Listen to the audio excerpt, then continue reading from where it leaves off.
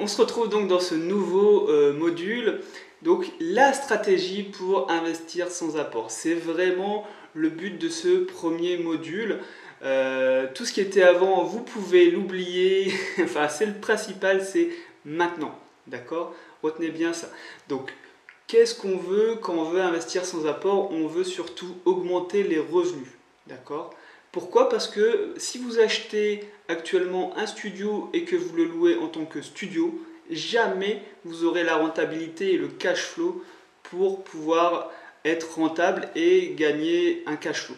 D'accord? Comprenez bien que si vous achetez quelque chose et que vous le louez dans le mode d'exploitation classique, jamais vous allez réussir à dégager un cash flow en empruntant la totalité à la banque. Donc comment on fait pour augmenter les revenus? Il y a un principe très important, ça va être de créer de la valeur. D'accord?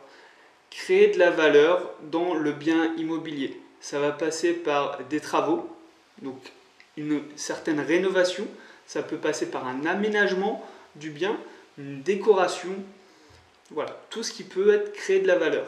Et quand je parle aussi de créer de la valeur, je parle aussi de transformation et de multilocation. Donc ça va être très important comme principe.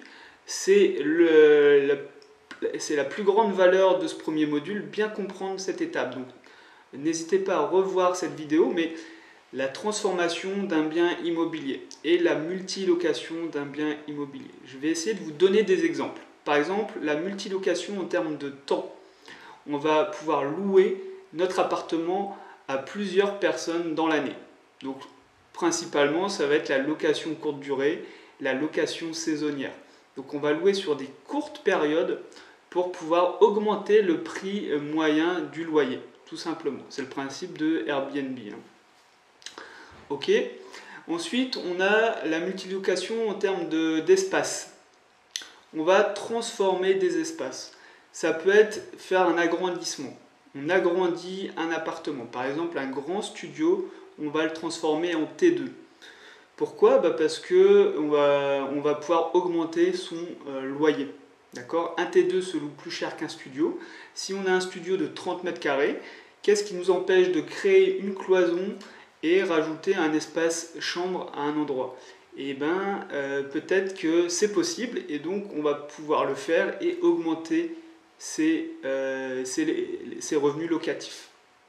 Ensuite, on a aussi la division immobilière. Donc ça marche dans les deux sens. On peut soit agrandir, mais on peut aussi diviser. Et diviser, ça marche vraiment bien. Par exemple, un grand T4, comme j'ai mis dans l'exemple, peut devenir 2 T2. Si on arrive à créer un sas d'entrée avec deux portes d'entrée séparées, et qu'on arrive à créer 2 T2, on va pouvoir louer plus cher au total 2 T2 que 1 T4. Si vous ne me croyez pas, regardez autour de vous, dans votre ville, regardez les annonces locatives, vous verrez bien que plus l'espace est petit, plus le prix au mètre carré à la location est élevé. C'est le principe un petit peu d'acheter en gros ou d'acheter à l'unité. Quand vous achetez à l'unité, ça coûte plus cher que d'acheter une grande surface ou une grande quantité.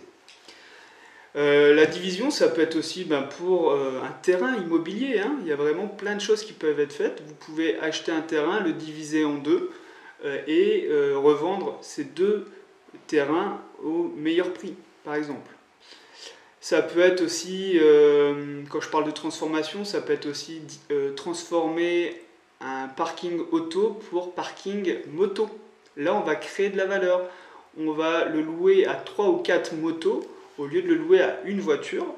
Donc je sais pas, au lieu de louer un parking 100 €, on va pouvoir louer 4 fois 30 € à une moto. Donc ça va nous faire 120 € à la fin du mois. Au lieu de 100 €, ça nous fait 20% d'augmentation. Ça peut paraître rien 20 € sur un mois, mais reprenez ça sur 12 mois dans l'année et sur 10 ans.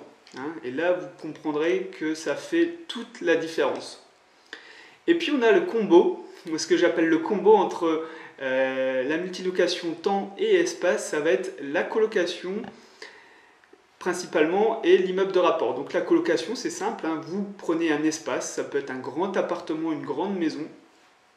Vous le divisez en plusieurs chambres avec des parties communes et vous pouvez le louer à plusieurs personnes en même temps. Et louer chaque chambre va vous permettre de louer bien plus cher que si vous louiez l'appartement T4 tout seul ou la maison toute seule. Ça, c'est vraiment pour moi la colocation, un moyen très bien, très pratique qui ne demande pas trop d'efforts pour vraiment augmenter les revenus locatifs.